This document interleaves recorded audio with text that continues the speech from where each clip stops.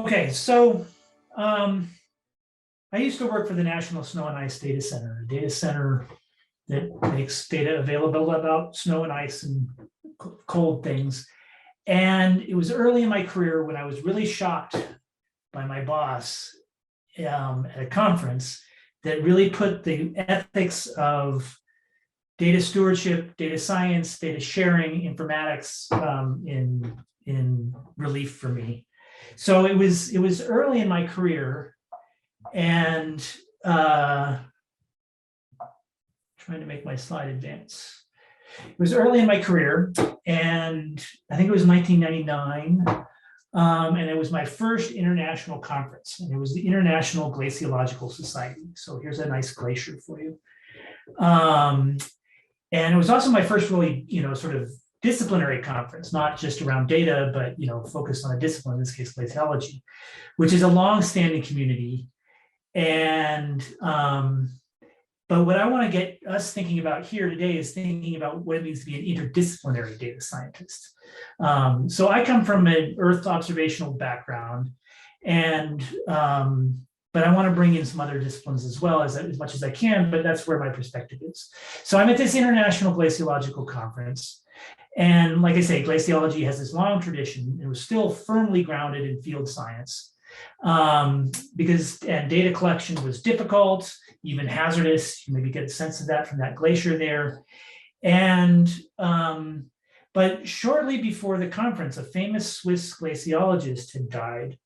And so during the conference, people were standing up and recognizing old Fritz and how he had made these marvelous contributions to glaciology. And we were all going to miss old Fritz. And then my boss, Roger Berry, at one point stands up and says, yeah, Fritz was a great glaciologist, but where are his data? And the crowd just goes silent. Fritz, I guess, was not known for sharing his data. And perhaps to sort of illustrate why some of that is important, this photo was probably taken around the beginning of Fritz's career. This photo was taken at near the end of his career, a few years after he died. And I think that really illustrates the value of data.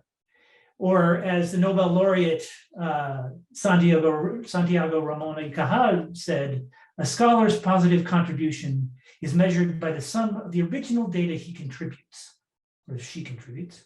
Hypotheses come and go, but data remain.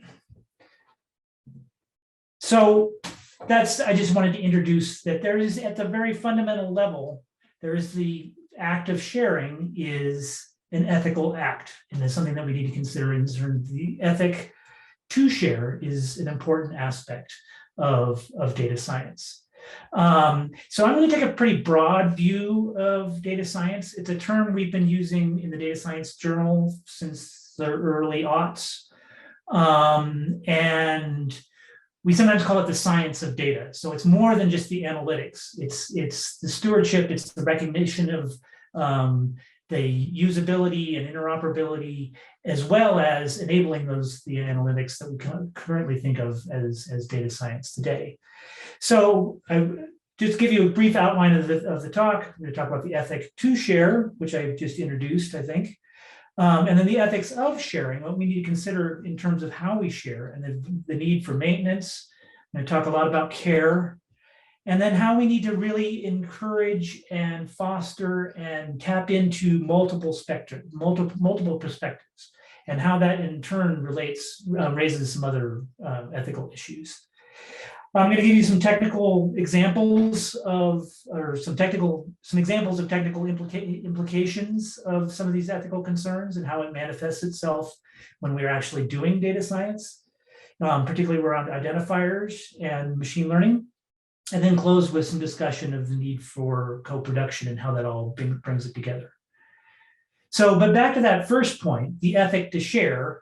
This is captured very nicely in this very trendy acronym that I'm sure you all are aware of, that data should be fair. And who can argue with being fair? Fair is good. And in this context, it means findable, accessible, interoperable, reusable. So there is I think a moral imperative to share, but like all moral issues, it's not clear cut. And some argue that there isn't enough letters in this acronym. And so perhaps we should be talking about fairs, for example, where we need to consider the aspects of safe or stewarded, the data that, those hypotheses that come and go, but the data must remain. Some might say that's implied in the FAIR acronym, but I think there's a deeper ethic that needs to be explored here. So let me tell you another story. This is the Greeley Wonder Melon. This is a muskmelon or a cantaloupe style melon. As you can tell, it's quite large, grown on a farm near where I live in Greeley, Colorado. And it was planted, more than 100 years ago by old great-grandfather Lester Monroe on the Monroe farms. But over the years, family farms like the Monroes, were bought up, they were merged, and melons like this did not transport well. And the demand sort of fell away. And then finally, in the spring of the late 1980s, there was a big hailstorm and it wiped out the entire crop. And as Jackie Monroe said, the current farmer, when we planted the initial planting, it just got hailed out. It was totally destroyed. We thought we lost it. We thought it was gone. We didn't think there was any more seed. Here's just another picture of the melon. This maybe relates more to South Africa, where I think we do have watermelons. So you can see it's a large melon. Well, now enter Kyle Monroe, Lester's great-grandson.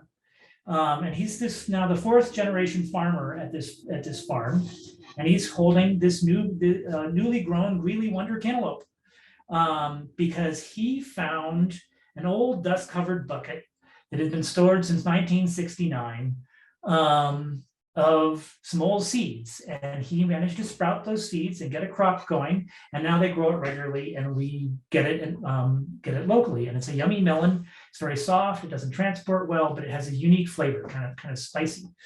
So here, 100 years later, this melon is revived, and now the seeds are actually saved in the global seed vault in Svalbard, Norway. So I just tell that kind of heartwarming story of a lost species that is found again to introduce this paper, this publication, Information Maintenance as a Practice of Care, and I encourage you to look it up. And so that anecdote just sort of illustrates some of what we discussed in this paper. And I want to illustrate sort of 3 points that come out of this paper. One is that information is a broad concept. So I took it very broad there in terms of information embedded in a seed. But artifacts often do embed information. But from a modern data science, digital data science perspective, we still struggle with this. Data, documentation, software, workflows, all these things are in play. And so we really need to think about this broad concept of information. And that it's important to recognize that maintenance is a creative as well as an ongoing and sustaining activity. How we maintain something often requires a new approach. And underlying all of that is this ethos of care. And I'll come back to some of these concepts, but I want to talk about this concept of care a little bit. And so there's a lot of discussion about what this means. And this is really getting deep into the social sciences and even the humanities. And it's thinking more along the lines of humans in that care is a particular activity. Well, this definition comes from Toronto, and it's one that's often used, although there is still some debate about it. And it includes everything we do to maintain, continue, and repair our world so that we may live in it as well as possible. That world includes our bodies, ourselves, and our environment, all of which we seek to interweave in a complex life-sustaining web. So that's pretty out there, right? That's pretty abstract, but it's, I think, still essential to information. And we think about these pieces together in that we need to care about something, we need to care for something, and then there's this act of actually doing the caregiving, and then there's also the act of the receiving that needs to be done as well. So, and the point is that all of that is often invisible, and we need to raise the visibility of that for it to be effective. And there's a group specifically focusing on this concept of care with information called the information maintainers. And as it says, our purpose is to support the maintenance of information and those who manage, maintain, and preserve information systems. So it's about preserving the people as well as the systems and the information itself. All of those things come together into one. This is part of a larger group called the maintainers that I encourage you to learn more about. And I think an important point I want to make here is that we need maintenance. It's a fundamental thing if we're going to enable data innovation. Data science talks a lot about innovation, but there's no innovation without maintenance. We need to have the two in balance. And maintenance doesn't mean the status quo. Indeed, we shouldn't be maintaining bad systems, malign systems.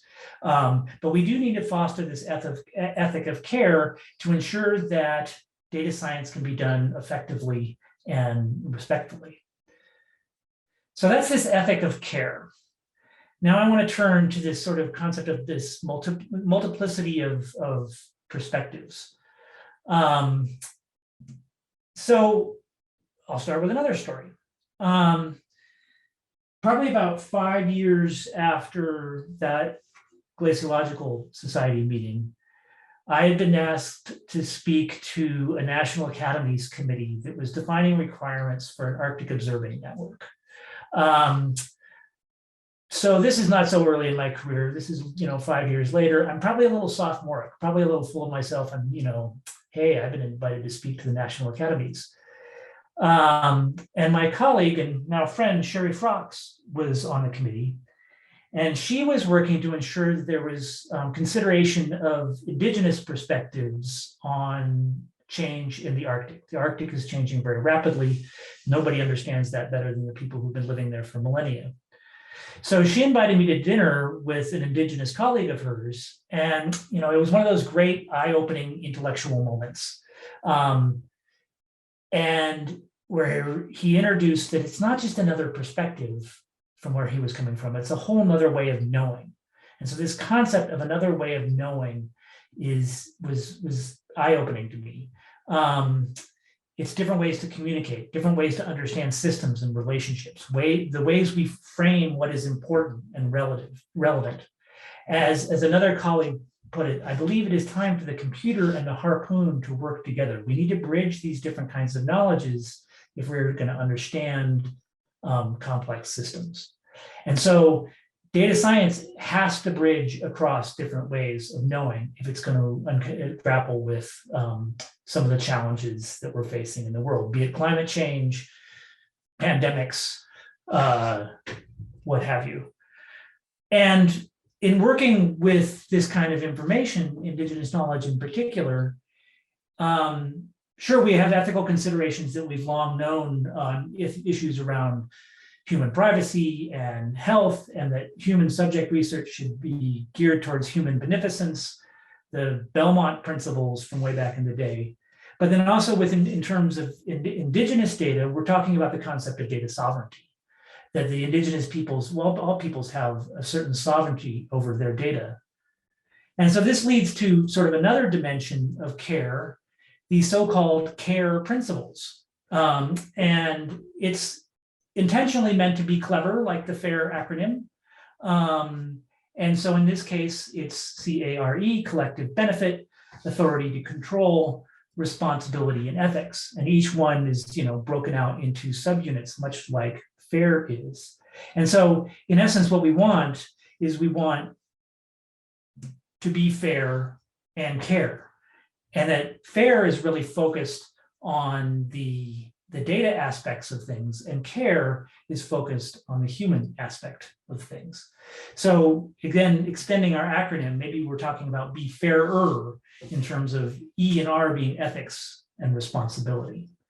So I just want to introduce those sort of overarching concepts of ethics, responsibility, and care. And now I want to talk a little bit about how they have some implications in how we implement certain technologies that I think are either growing or fundamental to to data science and the construction of a data ecosystem, an e-infrastructure, whatever you want to call it. So the first one is persistent identifiers.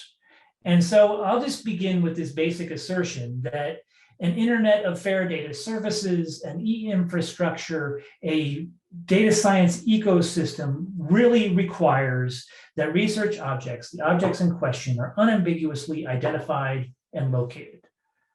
There's a lot of work on this. It's sort of an embedded principle in the Research Data Alliance. But in short, you can't find, access, interoperate, or reuse something unless you know what and where it is. And that's especially true if you're a machine. So semantic e-science, for example, really depends on identity. You can't construct a good knowledge graph without unambiguous identity. And so how do we do this? We do this with persistent, what Paskin called actionable, sometimes called resolvable identifiers, or PIDs, unchanging names of things with some sort of mechanism of resolving to the location or access point for this thing. Blockchain hasn't changed this. Hash-based identifiers in peer-to-peer systems haven't changed this. These two basic functions of name and location have to be addressed. And location, in particular, has this sort of fundamental, sustained institutional component, independent of technology. And how do we do this? We do this with a registry. And indeed, this is how we have always done it. Registries you might even consider as a basis of modern civilization. Organizing information is central to humanity. More than 5,000 years ago, people started recording assets, and this created the foundation of writing. These little Kish tablets were recording the pictographs of assets that were held within a granary and other places. And this is the essence of a registry, right? And we work with a lot of registries in data science. But the thing is, you need to think about that there's often a power dynamic about registries. So let me give a more modern example from 1086. So this may not be, this is an icon of information management and preservation, the Domesday Book. And it's actually still cited in legal cases today. And what it is when William the Conqueror started out as William the Bastard, became William the Conqueror when he left Normandy and conquered England in 1066. And this changed the course of European history, much of the English language.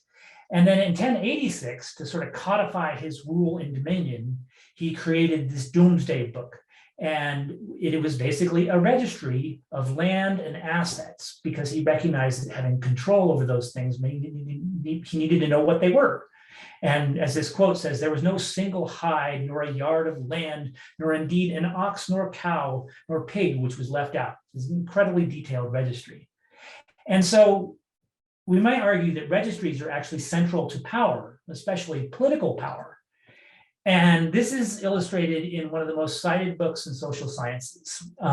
In chapter 5, Census Map Museum, Benedict Anderson argues that these three institutions, census, maps, and museum, profoundly shaped the way in which the colonial state imagined its dominion, the nature of the human beings it ruled, the geography of its domain, and the legitimacy of its ancestry. So I note that these three things, census, maps, and museum, are in essence registries, or knowledge management systems, if you will.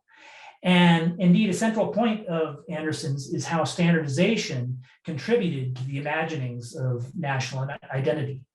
And I don't want to be dwelling on colonialism, but simply to note that how the powers that be define what is considered to be important, what gets counted in a census, what gets put on the map as showing, ownership, what is considered a relevant cultural artifact.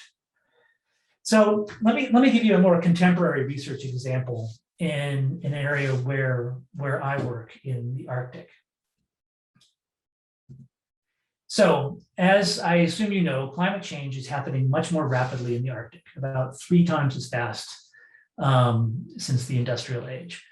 So this is an important area of climate research as a bellwether for the rest of the planet, but also in the effect it's having right now on the people and the other species who actually live there. And so the US federal government is required by law to publish a climate assessment every 3 or 5 years, I forget. And the US climate assessment describes here, this is a figure from the last climate assessment, describes how dramatic reductions in Arctic sea ice and changes in timing and composition affect the entire food web, including many Inupiaq communities, the indigenous people of Northern Alaska. And they provide this cross-section style figure to illustrate the point of how things are interconnected. Well, here's another view from the Inuit Circumpolar Council, representatives of those local people. It's a bird's eye view, not just a crosscut. Has more depth. It's more three-dimensional and frankly more artistic. Also more inclusive, right? It includes some local human activity, although they do interestingly exclude the commercial ship. So it might help to see them next to each other. And so you can see that they have a lot in common, but they clearly look at the world somewhat differently. So different that one would really construct quite a different resource identification scheme and data systems based on those two different perspectives. And it's not a question of right or wrong, but who defines what is important for a context. And that is something that we are doing all the time in data science, is defining what is important for a context.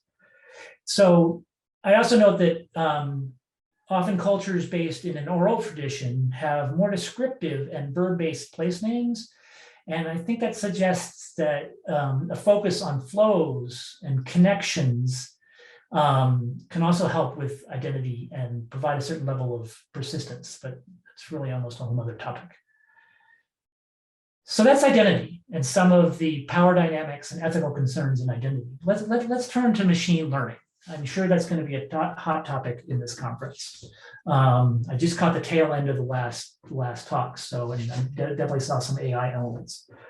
And so I'm going to borrow a lot the next few slides from a great talk from Julia Stojanovic. If you'd like to go check that out, I highly recommend it. And I think one of the first principles of data science is know your data. You need to understand the data you're working with. And so those examples I just showed illustrate the deeper ways that culture and context can affect how we perceive and act on our data. Now, let me give some examples of how data ignorance can really create some nefarious social problems. And this is what comes from Dr. Stojanovic.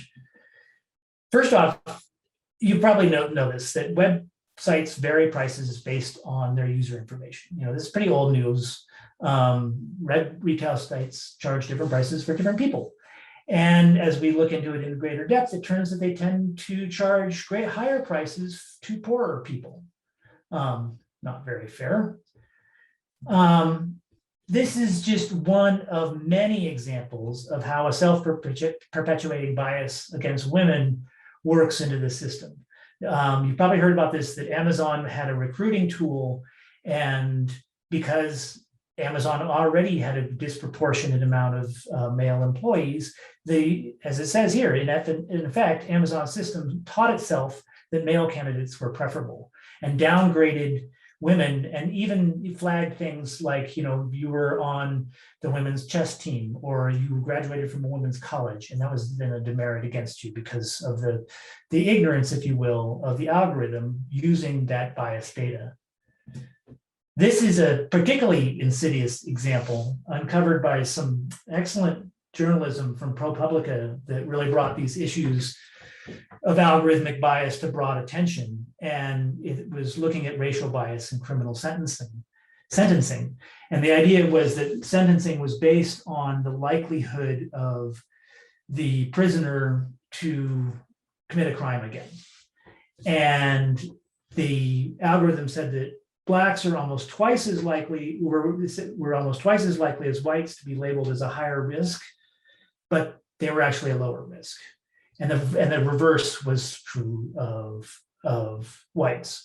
So the idea is, you know, again, there's a bias in the data. A longer sentence, locking him away for more years in prison where he's surrounded by his fellow criminals, which raises the likelihood that he'll be turned into prison, released into the same poor neighborhood, this time with a criminal record, which makes it harder to find a job. If he commits another crime, the recidivism model can claim another success, but it's not actually another success, it's a failure. It's just contributing to a toxic cycle, and then it helps sustain it. And that's really sort of one of the things that is most insidious, is when you have this sort of toxic feedback loop that gets reinforced. I point you to a great book by Kathy O'Neill called Weapons of Math Destruction that explores this in greater depth. So this is this question of bias. And those are some classic social science examples. I'm sure some of you have already heard of them. But I don't think there's any reason, well, we should assume that there are similar biases in natural sciences. We've definitely seen them in medical science. And I don't see why they wouldn't be in Earth system science, for example. It's not the same type of bias in terms of undermining a discriminated group, but there might be misleading things that we don't see because of how things were changed by what is simply easier to collect, where the current funding interest lies, et cetera. And so it's related to, but not really the same thing as uncertainty. And the point is that a small discrepancy can be amplified or mischaracterized in the black box of the machine learning, and the human may not see that. And it might be because of an unrepresentative data sample, like we were talking about with those social science concerns. It might be an unrepresentative example. We're not always measuring the right thing. As a modeling, and sometimes we're measuring a proxy for what we really want. As a modeling colleague of mine put it, the model is a representation of how we measure the system more than it is a representation of the system. There are two levels of separation. We can only know what we know, what we can measure, really. And then there's the issue of false identifiers, artifacts in the data, those things that a human might see or just know to exclude, but the machine doesn't. So an example in medical science, they were looking at chest x-rays to try and determine early indicators of lung cancer. And so they scanned all these chest x-rays from multiple hospitals and trained the algorithm with what they thought were indicators of potential lung cancer. And one of the hospitals seemed to be much worse than all the rest. That everybody going to that hospital was getting lung cancer. In actuality, what was going on was that the samples from that hospital were taken 2 weeks later in the course of treatment. So, they're 2 weeks further along in the course of treatment. And so there's more maturity in the indicators of lung cancer. But what the algorithm keyed in on was that there was a little tag. I think it was probably one of those little lead weights that you put on the person when you X-ray them, as an indicator of the hospital. And so the algorithm learned that, oh, this hospital, if it's this hospital, then it means that there's lung cancer. I hope that made sense. But the idea that you're getting some false signal. And sometimes we're just simply missing the point. We think we're looking for features, but we're actually looking for processes. But of course, that's what science is all about. And so that's why it's really essential that we have a certain amount of transparency with our data within machine learning so that we can understand that. So this is a growing concern. I'm not going to go through this, but just to show that the UN, the IEEE, various national governments, European Commission, they're all looking at these concerns of ethics around artificial intelligence. And I was surprised to learn just the other day, there's actually a whole journal that's come out now devoted to AI and ethics. And we largely address these concerns through data transparency is necessary in our analysis, and that we have to have a certain amount of policy behind some of this. And I think that's a growing area of consideration. So those are two examples of, I think, of how we're implementing certain technical approaches, data science approaches, where we need to consider how there are ethical concerns embedded in what we do, especially from those the value of different perspectives. And I think the best way to try and address some of this is through this concept of knowledge co-production, that we really need to work in a team environment And team is not just researchers and experts, but all sorts of people from all sorts of different perspectives and ways of knowing. And I'm not going to go through this figure in detail. And I think it in itself has a bias because it's very much focused on university research. And the term stakeholders has different connotations for different people. But the point is that, you need to have policymakers. You need to have the people on the ground that are affected by whatever you're studying. You need to have these perspectives from the local and the global. And I think that data science really needs to deploy co-production to succeed. Indeed, I think you might think of data science as being a facilitator in all of this. The data science, so much of it is that in-between work, facilitating that communication between domain experts and computer scientists and policy implementers and people affected by the data, et cetera. So in fostering all those connections and those relationships. So in summary, we must share data. That's just a basic sort of fundamental ethic, I think. We must maintain that data and the systems around that data. And we need to build public awareness of why that's valuable and the people that are involved in that are valuable. The concept of essential worker sure got a lot more attention during the pandemic. And I think that's critical that we need to consider about the essential workers of information science. There's always a point of view. And sometimes that point of view is radically different from what you expected. It's a whole other way of knowing. And sometimes there's a bias. As Stoyanovich puts it, all traditional evils of discrimination and many new ones exhibit themselves in the data science ecosystem. Where data science maybe uncovers existing bias or it perpetuates it, but it doesn't change it per se. And characterizing data, which is so fundamental to any sort of aspect of information science, it's not a right question of right or wrong, like I said before, but rather who defines what is important for a context. And we have to recognize to a certain degree, all data are socially constructed. All science is social science because it's done by humans.